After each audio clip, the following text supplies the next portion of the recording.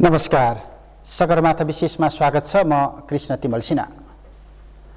यति बेला कैलाली निर्वाचन क्षेत्र नम्बर 1 बाट राजपा नेपालका तर्फबाट प्रतिनिधि सभा सदस्यमा निर्वाचित रेशम चौधरीले हिजो गरेको शपथ, हिजो गराइएको शपथ र समग्रमा रेशम चौधरीको शपथभन्दा अगाडि संघीय संसदभित्र चलेको बहस, चर्काचर्की, त्यसभन्दा केही अगाडि दीपक मनाङ्गीको रिहाईका सन्दर्भमा भएको बहस, एकपछि अर्को गर्दै यी र यस्ता बहस केन्द्रित संवादमा हामी जोडिराखेका छौँ। समग्रमा रेशम चौधरीले शपथ लिनु अगाडि संघीय संसदको बैठकमा राजपा नेताहरूले एउटा प्रश्न गरेका थिए। 10 वर्षसम्म नेपालमा सशस्त्र द्वन्द्व भयो, सशस्त्र द्वन्द्वको नेतृत्व तपाईले गर्नुभयो, तपाईले राजनीतिमा हाबी हुन पाउने, रेशम चौधरीले किन नपाउने? यो पुष्पकमल दाहाल प्रचण्ड लक्षित राजपा नेपालहरूको टिप्पणी लगतै रेशम चौधरीको शपथको बाटो खुल्यो। यसले समग्र नेपालको राष्ट्रिय राजनीति कता गइराखेको छ, राज्य कता गइराखेको छ, समाज कता गइराखेको छ? आज हामी यिनै प्रश्नको पेरीफेरीमा जोडिएर संवाद गर्दैछौँ विश्लेषक प्राध्यापक डाक्टर सुरेन्द्र केसीसँग। स्वागत छ यहाँलाई। हजुर, धन्यवाद। अलि अप्ठ्यारो विषय। अब दीपक मनाङ्गे गण्डकी प्रदेश सभाको सांसदका लागि अब लगभग योग्य भए रिहाई भइसकेका छन्। शपथको प्रक्रिया चलिराखेको छ भनिएको छ। रेशम चौधरीको शपथ भयो, हुन्छ कि हुँदैन? न्यायले जित्यो कि न्यायले हार्यो भन्ने बहस चलिराखेको छ। तर बौद्धिक जगतबाट अलिकति खरो टिप्पणी भयो। रेशम चौधरीको शपथ यो कालो दिन हो, न्यायले हारेको दिन हो भन्दै गर्दाखेरि हिजोका दिनमा हामीले यस्तो बहस गर्नुपर्ने राजनीतिक कालखण्ड धेरै पार गरेका थियौँ। हिजो हामीले गरेनौँ, आज हामी किन गर्दैछौँ? यो राजनीतिकरण हो। यो मुद्दालाई हेर्ने आफ्नो दृष्टिकोण, आफ्नो जोडकोणहरू हुन्। हामीले त्यो कोणबाट हेरेका छैनौँ। जे वास्तविक धरातल हो त्यो कोणबाट नै हेरेका छौँ हामीले। त त्यसो भने तपाईँको चस्माले चाहिँ रेशम चौधरीको यो शपथ ग्रहण न्यायको जित हो कि त्यो घटना पीडितको लागि एउटा अन्यायको दिन हो? के हो? घटना पीडितको दृष्टिकोणले त अन्याय नै हो। किनभने जुन 2.5 वर्षको बच्चाको त्यहाँ ज्यान लिएको छ त्यसको थारू समुदायको हक हितसँग कुनै पनि किसिमको वैरभाव थिएन। घटना पीडितका दृष्टिकोणले त यो अन्यायपूर्ण नै छ। प्लस जो प्रहरीको प्रमुख एसएसपी त्यहाँ मारिएको छ तिनका दृष्टिकोणबाट पनि यो गलतै छ। किनभने ती यिनलाई मार्ने गरी त्यहाँ गएकै थिएनन्। समन्वयात्मक दृष्टिकोणले यिनी त्यहाँ गएका भन्ने कुरा त्यो बेला थियो। न्याय अन्यायका दृष्टिकोणले त यो नै कुरा हो। तर मैले उठाउन खोजिराखेको चाहिँ कहिल्यै पनि घटनामा परिणाम महत्त्वपूर्ण कुरा हुँदैन, घटनामा कारण महत्त्वपूर्ण कुरा हुन्छ। के कारणले रेशम चौधरीको शपथ भयो त्यो चाहिँ महत्त्वपूर्ण कुरा हुन्छ। किन रेशम चौधरीको शपथ भइरहेछ त्यो महत्त्वपूर्ण कुरा हुँदैन। रेशम चौधरीलाई किन चुनाव लड्न दिइयो त? त्यसो भने अर्को बहस अलिक फेदमा जाने हो भने त त्यहाँबाट सुरु हुन्छ। मूलभूत कुरै त्यही हो। किनभने उनलाई उम्मेदवारी नै दिन दिनु हुँदैन थियो। निर्वाचन आयोगलाई प्रभावमा पारेर जुन तत्त्वले उनलाई त्यहाँ उम्मेदवार हुन दियो यसको कारण चाहिँ त्यो हो। अहिले उनको शपथ भइरहेछ त्यो चाहिँ परिणाम मात्रै हो। अघि हामीले भन्यौँ परिणाम महत्त्वपूर्ण हुँदैन, कारण महत्त्वपूर्ण हुन्छ। अब सार्वभौम सत्ता सम्पन्न जनताले निर्वाचित गरेर पठाएको प्रतिनिधिलाई कसैको बाउले रोक्नै सक्दैन नि। यसमा न्याय अन्याय भन्ने कुरै हुँदैन। के का लागि उम्मेदवार बनेका थिए रेशम चौधरी? त्यसो हो भने अब जुन टिकापुर घटना साक्षी थियो, जनताको आक्रोश एक ठाउँमा थियो, उनी प्रहरीको सर्वाधिक खोजीको सूचीमा थिए। न कतै भोट माग्न गए, न कतै चुनावी सभालाई सम्बोधन गरे, न उम्मेदवारीका लागि आफू आए, न प्रमाणपत्र लिन आफू आए। तर उनले चुनाव जिते।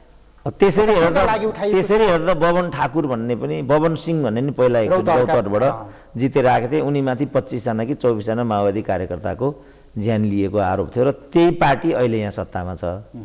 अब हत्याप्रति हत्या त हाम्रो देशमा आम विषय बन्यो। राजेन्द्र महतोले त्यस दिन उठाएको कुरा यहाँ सरकार योग्य, स्मरण योग्य पनि छ। ठिक छ कि छैन फेरि डिबेट गर्न सकिन्छ, तर त्यो स्मरण योग्य छ। कैलाली काण्ड जसले गरायो त्यही तत्त्वले निर्वाचन आयोगलाई प्रभावमा पारेर रेशम चौधरीलाई प्रतिनिधि सभामा ल्याइएको छ। अब आइसकेको व्यक्तिलाई रोक्ने त यिनीहरूको अधिकारै छैन नि। यसको रिजल्ट पछाडिका अरू कारणहरू के हुन सक्छन्? त्यसो हो भने यो परिणाम पछाडिका कारणहरू होइन, यो त अब पहिलो कुरा त्यो घटनामा जुन तत्त्व त्यो घटनामा संलग्न थियो त्यही तत्त्वको विजय भएको रूपमा यो लियो। यता केपी ओलीले यो घटनालाई आततायी र गैर कानुनी भन्ने कुरा गरेका थिए। अब उनको साख झन् गिर्ने भयो, यिनको साख अलमोस्ट सिद्धिएकै छ। यो घटना चाहिँ झन् उनी के हुन्, अब भर्खरै मात्रै त्यति बेर चाहिँ पार्टीका सचिव प्रदीप ज्ञावलीले यो घटनालाई कन्डेम गरेर जारी गरेको वक्तव्य त डरलाग्दो विज्ञप्ति रहेछ। त्यसको पीडितहरूको घाउमा नुनचुक छरियो, प्रहरीको मनोबल बढाउने घटाउने काम भयो भन्ने खाल आशय छ त्यसमा। त्यो कुरा यहाँ अहिले आइरहेछ। यसपछि त लोकतन्त्र भनेको मूल्य मान्यता इथिक्सबाट चल्ने प्रणाली हो। अब मूल्य मान्यतामा नचल्ने बित्तिकै त प्रणालीमाथिको त प्रश्न उठिहाल्यो, धज्जी उडिहाल्यो त्यसमाथि। त्यसपछि व्यवस्थाहरू कमजोर भएर जाने भयो, अराजकता अझ विस्तारित भएर जाने भयो, यिनीहरू विरुद्धको टिक्का टिप्पणी अझ एक्सेलरेट भएर जाने भयो। अब त्यसको त परिणाम जे पनि हुनसक्छ। तर अहिलेको सरकारको अघिल्तिर योभन्दा बाहेकको विकल्प पनि त थिएन। अब टिप्पणी गर्ने ठाउँ आफ्नो ठाउँमा छ, विश्लेषण र बहस आफ्नो ठाउँमा छ, विकल्प त अर्को थिएन नि। रेशम चौधरी जननिर्वाचित प्रतिनिधि हुन्, अनुमोदन गरेका छन्। त्यसमा कानुनी व्यवस्था के छ त्यो कुरा अगाडि ल्याउनु पर्यो नि त। कानुनी व्यवस्था त हिजो उम्मेदवारीको सन्दर्भमा जोडिन सकिन्छ। अब त्यसपछि कहिलेसम्म शपथ गराउनै पर्छ भन्ने सम्बन्धमा के छ, नगरायो भने के हुन्छ, गरायो भने के हुन्छ, त्यो सबै कुराले यो सब कुरालाई क्लियर गर्छ नि त। त्यसो भने उनलाई अब त्यति गरियो, त्यही प्रहरीलाई मारेको मान्छे त्यही प्रहरीले अब सलाम ठोक्नु पर्ने भयो नि त। अब त्यो त कमन कुरा भइगयो, किनभने माओवादी टन्टापछि नै सेनाले बुट बजार्न थालिहाल्यो, कुरेसी दिइहाल्यो। अब यो जागिरे खालको सेना, जागिरे खालको कर्मचारी, जागिरे खालको राजनीतिमा त स्वाभिमान पनि त्यति हुँदो रहेछ, त्यो कुरा देखियो। अब अहिले त कस्तो प्रश्न उठ्यो त, अभियुक्तको रूपमा जो मान्छेलाई चारखाल लगेर थुनिएको छ त्यसैलाई उठ्ने बित्तिकै सलाम ठोक्नु पर्यो। कति असहज कुरालाई यिनीहरूले कानुनी रूप दिदिए। यसको प्रभाव के पर्ने हो त्यहाँ, किनभने यति छवि प्रहरीको बिग्रिरहेको अवस्था छ। कञ्चनपुरमा यस्तै किसिमको कुकर्म गर्ने कुरासँग नेपालको प्रहरी जोडिरहेछ। प्रहरी पनि बोल्न सक्ने स्थिति, हिजो त हाम्रो प्रहरी भन्थे यिनीहरूले, अब अहिले त्यो भन्न सक्ने स्थिति पनि भएन। प्रहरीको मनोबल ज्यादै कमजोर भएको बेला प्रहरीकै ज्यान लिनेलाई आज चाहिँ यिनीहरू चाहिँ राष्ट्रको माननीय बनाउँदैछन्। लाज लाग्नुपर्ने हो क्या यिनीहरूलाई। तर यहाँनिर यो घटनामा व्यक्तिलाई हेर्ने हो भने रेशम चौधरीको दोष त देखिँदैन नि, अहिलेसम्म पुष्टि भएको छैन। होइन, रेशमलाई त हामी हामी डिबेटमै ल्याउन चाहँदैनौँ, किनभने रेशमले उम्मेदवार दिए, उनको उम्मेदवारीले वैधता पाउनु हुँदैन थियो। प्रमुख निर्वाचन आयुक्तले दुराशयपूर्ण तरिकाले यो निर्णय उके गरिदिएका छन्। फेरि यो पहिलो घटना मात्रै पनि होइन, आँखाको अगाडि रेणु दाहालले चाहिँ आफ्ना प्रतिनिधिलाई प्रयोग गरेर बुथ क्याप्चर गरेकी थिइन् चितवनमा, अनि योजनाबद्ध तरिकाले पुनः मतदान गराइयो।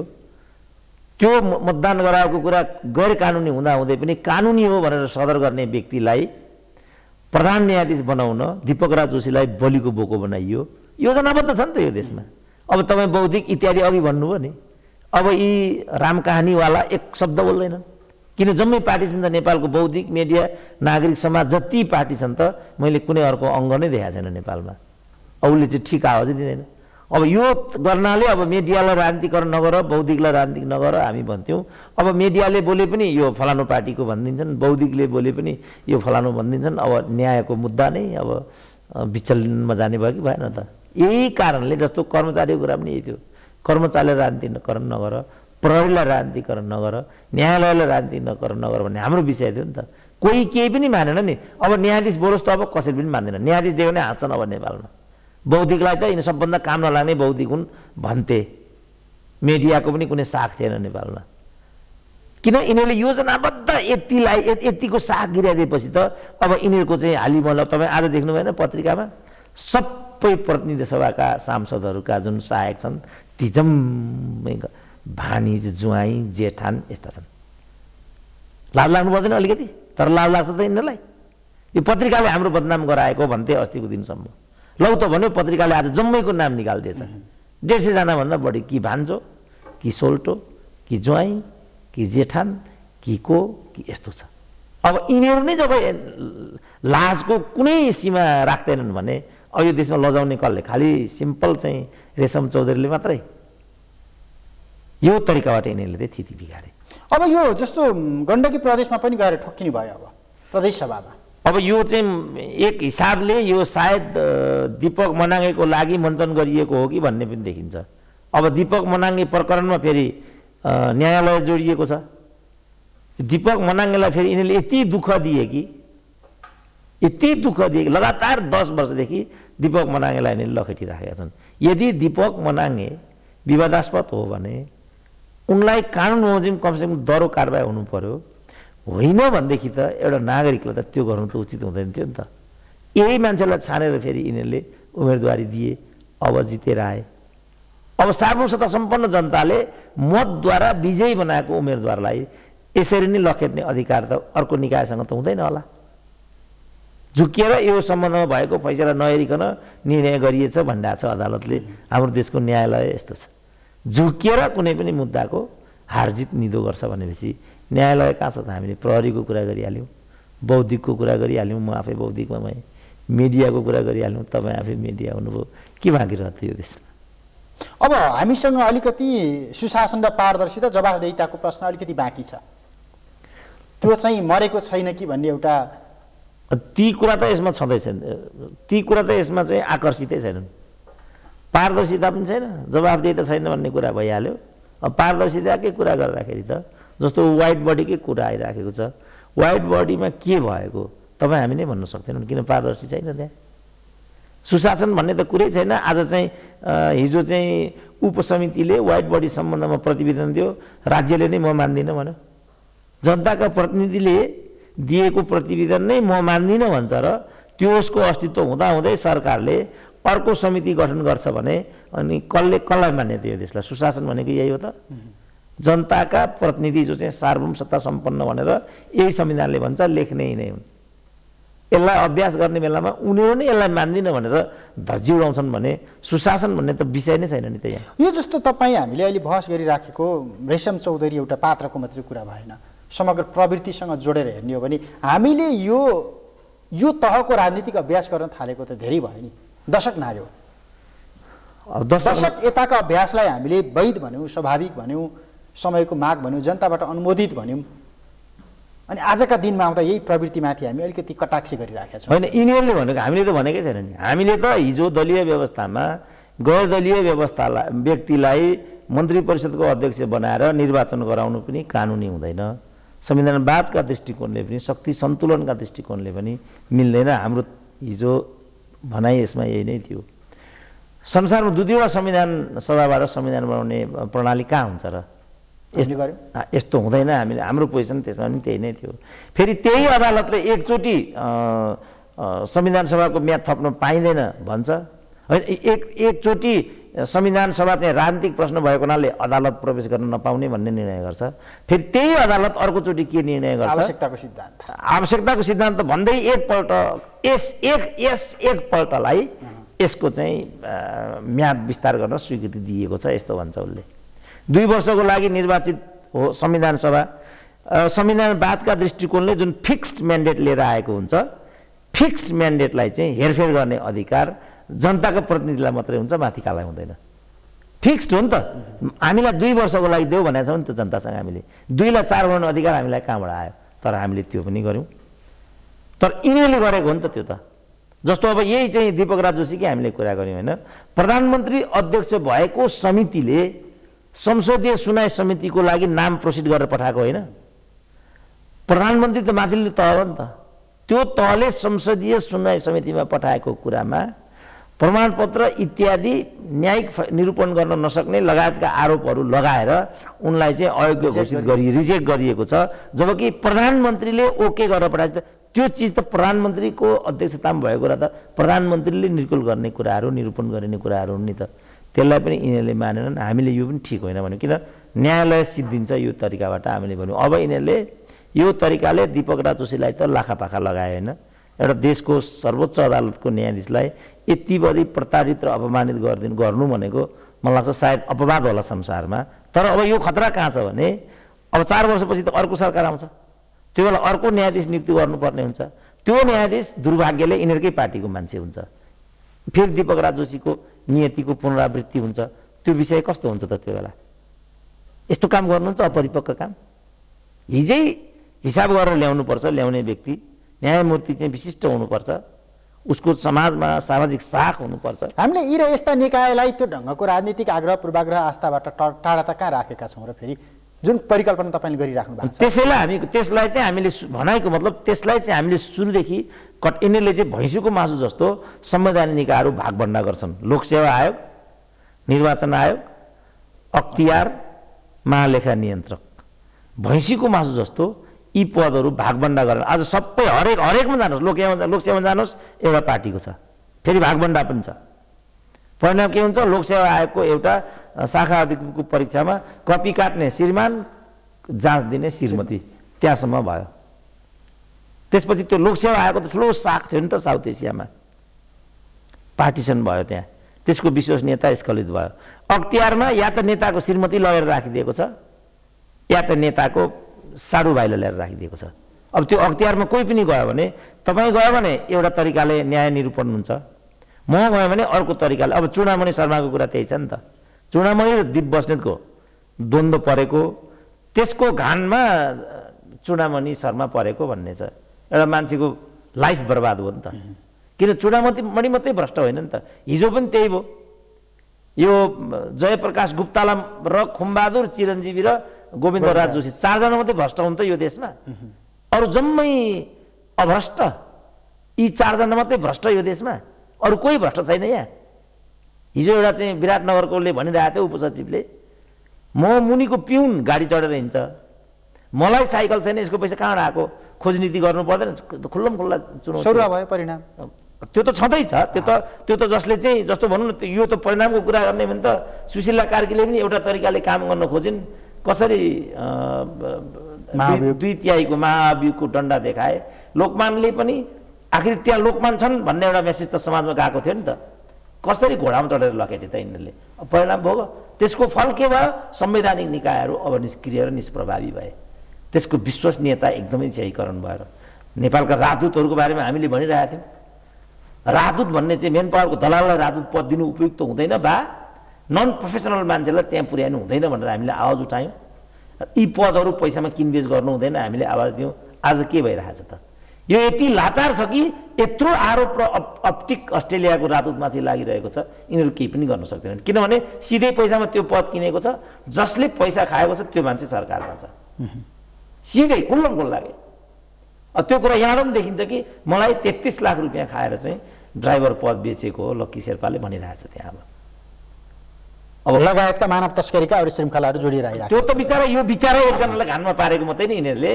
यो त कुनै संसारको कुनै दूतावास यस्तो छैन अपवाद छोडेर जहाँ यो खालका विवादहरू आइराखेका छैनन्, किनभने नन प्रोफेसनल छन् उनीहरू, पार्टिसन आधारमा त्यहाँ गइराखेका छन्, उनीहरूको सामाजिक साख छैन, केही एकाडेमिक कन्ट्रिब्युसन गरेनन्, उनीहरूलाई लाज घिन लाग्दैन।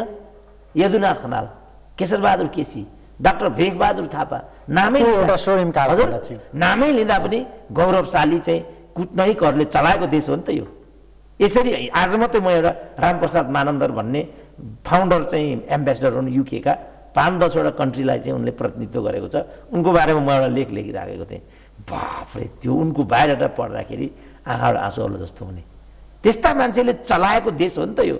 प्रणाली कस्तो थियो भन्ने कुरामा डिबेट गरौँला, तर प्रणाली जस्तो भए पनि कूटनीतिक, आर्थिक, वित्तीय कुरामा त चाहिँ राष्ट्र मतज्ञ भएर जानुपर्छ भन्ने छ।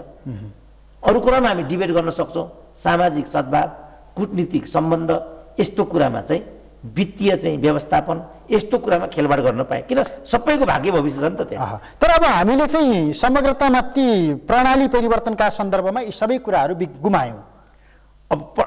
गुमायौँ, बिगाऱ्यौँ, अस्तव्यस्त बनायौँ, तहस नहस बनायौँ, त्यो नाममा यो गर्यौँ प्रणाली। त्यसो हो भने प्रणाली चाहिँ कतिको उत्तम ल्यायौँ हामीले भनेर अब चाहिँ प्रणालीको बारेमा बहस गर्ने बेला आयो होइन। अब प्रणालीमा त हामी चाहिँ उदारवादी प्रणालीको विकल्पतर्फ सोच्ने मानसिकतामा बहुत कम मान्छेहरू छन्, लाग्छ होला, मलाई पनि लाग्छ होला। जस्तो मलाई भन्ने भने त म एसर्टिभ सिस्टमको पक्षपाती हुँ म आफै, तर 21औं शताब्दीमा एसर्टिभ सिस्टमको ऱ्यासनल देखाउन सकिँदैन। जस्तो हिजो 20th सेन्चुरीको मिडलमा चाहिँ डिक्टेटोरियल सिस्टमहरूले पनि एउटा शर्तमा लोकप्रियता हासिल गरे, तिनीहरूले चाहिँ सोसाइटीलाई रिटर्न दिए। जस्तो मलेसिया डिक्टेटोरियल नै थियो, सिङ्गापुर डिक्टेटोरियल नै थियो, चाइना डिक्टेटोरियल नै हो, साउथ कोरिया पाक्चुङ यी भनेको त 4000 मान्छे मारेर बनाएको हो त्यो साउथ कोरिया, त्यसै बनाएको थिएन नि साउथ कोरिया।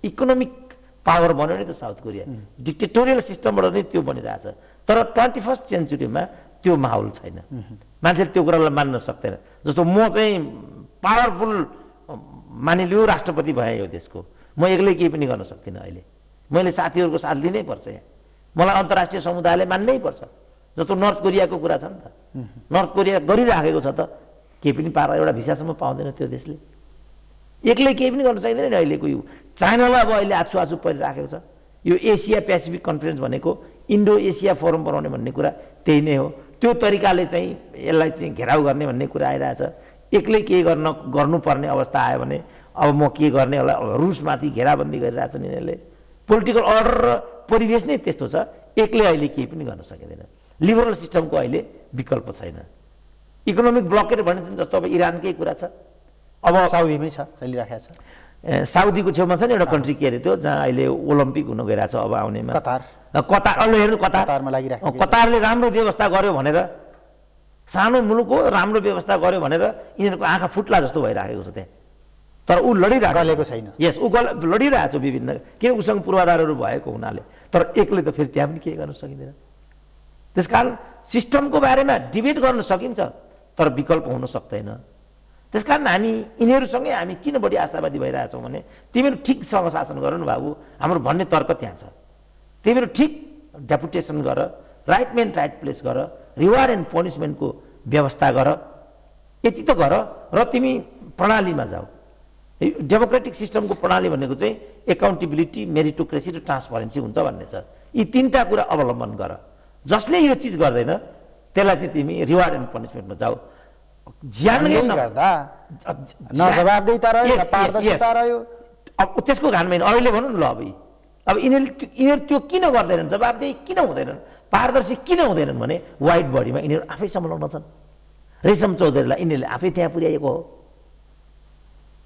त्यसपछि नै आजको दिन आएको छ हामीले यो कुरालाई इङ्गित गर्न खोजेको यो भन्दै गर्दाखेरि प्रणालीको विषयमा विगतमा हामीले जुन प्रणालीप्रतिको एक खालको वितृष्णा थियो जनतामा भनिराखेका थियौँ त अहिले आइराखेको प्रणालीप्रति पनि जनतामा त्यही तहको वितृष्णा विकास भएर गइराखेको छ तर हामीसँग अघिल्तिरको विकल्पहरू छैनन् नत्र भने यहाँ अर्को प्रणाली अवसान चाहिँ के हुन्छ कहाँ गएर हुन्छ कसरी हुन्छ व्यवस्थापन कसरी हुन्छ भनेर हेऱ्यो भने तपाईँको यो राजनीतिक चस्माले त्यो त इतिहास हेऱ्यो भने प्रत्येक अस्तव्यस्तता र अस्थिरताले चाहिँ निरङ्कुशता ल्याएको छ जस्तो इस्वीको 1837मा भीमसेन थापाको अवसान भएपछि चरम राजनीतिक अस्थिरता सुरु भयो नेपालमा त्यसले त्यो राणा शासन ल्यायो राणा शासनले 104 वर्षसम्म स्थायित्व दियो प्रणाली जस्तो भए पनि स्थायी शासन दियो काटमार चाहिँ अलिकति सङ्कुचनमा आयो राणाहरू मात्रै काटमार गर्थे आम भारदारहरू चाहिँ त्यसको कोपबाट अलिकति बचेको जस्तो स्थिति बन्यो 104 वर्ष गयो 7 सालको परिवर्तन भयो फेरि त्यही अस्थिरताको पुनरावृत्ति जुन भीमसेन थापा पछिको थियो त्यही देखा पर्यो 17 साल आयो पञ्चायतले 29 वर्ष एउटा स्थायित्व दियो केही पूर्वाधारहरू पनि बने 47मा आजको व्यवस्था पुनर्स्थापित आजको भन्दा पनि संवैधानिक राजतन्त्रात्मक व्यवस्थाको पुनर्स्थापना भयो तर अस्थिरता र अन्यल सत्ता हानाथापको परिवेश अन्त्य भएन माओवादी आयो मध्यावधि आयो फेरि 59 सालमा राजाले कदम चाले त्यस पछाडि राजाले अघि मैले भनिरहेको थिएँ नि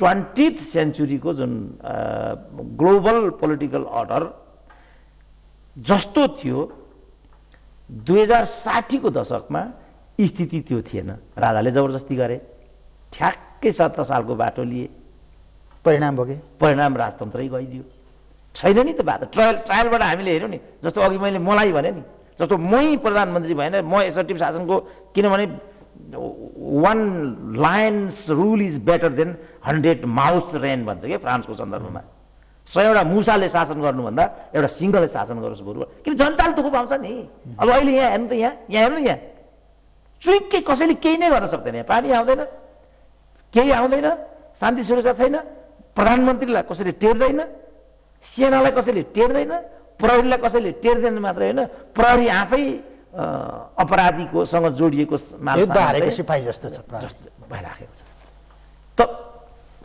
देखियो नि यो सिस्टमले त रिजल्ट त दिएन नि मान्छेलाई तर अघि मैले अवसान चाहिँ के त त्यसो भने रिजल्ट दिए यस अब त्यही म जोड्दै थिएँ प्रत्येक अन्यल र अस्थिरताले चाहिँ निरङ्कुशता ल्याइराखेको छ। अब पनि निरङ्कुशता विकल्प हाम्रो अगाडि निरङ्कुशतै देखिन्छ। त्यस कारणले कतिले हिन्दू धर्म राज संस्थाको पुनर्स्थापना भन्ने कुराको मनोविज्ञान त्यो हो। तर मेरो चासो चाहिँ के हो भने त्यसपछि मानिलिउँ राज संस्थै आयो, कुनै डिक्टेटोरियल सिस्टम नै आयो, बाबुरामले नै भनेछन् अब सैनिक कु हुन्छ भनेर। नेपाली सेनालाई मैले जहाँसम्म चिनेको छु तर सैनिक कु हुँदैन। यहाँ के स्रोतबाट बाबुरामले त्यो भनिरहेछन्? मेरो नेपाली सेनालाई जहाँसम्म उसको मनोविज्ञान मलाई थाहा छ उसले सैनिक कु गर्दैन। गर्नै पर्ने अवस्था आयो भने राज संस्थाकै पुनर्स्थापना भयो भने पनि हिन्दू राज्य नै भयो भने पनि त्यो धानी खान त सकिन्छ। मेरो चासो चाहिँ त्यहाँ छ। त्यसपछि के हुन्छ मेरो चासो त्यहाँ छ। जस्तो अहिले राजा पोखरा गयो भने 50,000 मान्छेले घेर्छन्, विद्या भण्डारी मोरङ गइन् भने 5,000 मान्छेले घेर्छन्। किन? चरम विकर्षण छ। यिनीहरूको विकर्षणको रिफ्लेक्सन चाहिँ राज संस्थामा गएर परिराखेको छ। तर त्यो नै त शक्ति होइन। प्रतिनिधित्व प्रणालीबाट ती कुरालाई व्यवस्थापन गरिनुपर्ने हुन्छ। ती एजेन्डासँग जोडिएका प्रति कसैको पनि सद्भाव छैन, कसैले एकमत हाल्दैन। जस्तो म प्रचण्डसँग निर्वाचनमा गएँ भने मैले कति भोट पाउँला, प्रचण्डले कति भोट पाउला नि त? नेपाली जनताले मलाई मतदान गर्ला नि त? ज्यान जान्छ तर गर्दैनन्। ज्यान जाएगा घोडा नै खाएगा। अनि यो त खालि नेपाल र नेपालीलाई अप्ठ्यारोमा पारिराख्ने र अन्यल अस्तव्यस्तता र सङ्क्रमणमा फसाइराख्ने कुरा हुन्छ। यस्तो कुरा हामीले गऱ्यौँ भने फेरि अर्को 20 वर्ष हामी त सङ्क्रमणमा जान्छौँ। नेपाली जनताले अझ दुःख पाउँछन्। त्यसपछि के हुन्छ त भन्ने कुरा त व्याख्याताहरूले त मानसपटलमा राख्नु पर्यो नि। मैले त्यो कुरालाई मानसपटलमा राखी छोड्दाखेरि राज्य जब कुनै नागरिकमा राज्यप्रति, प्रणालीप्रति, समग्र राज्य सत्ता सञ्चालकप्रति वितृष्णा आइदियो, जन्मिदियो, त्यो संस्थागत भएर गयो भने त्यसको रिजल्ट त राम्रो रहेन, फेरि भयावह हुन्छ।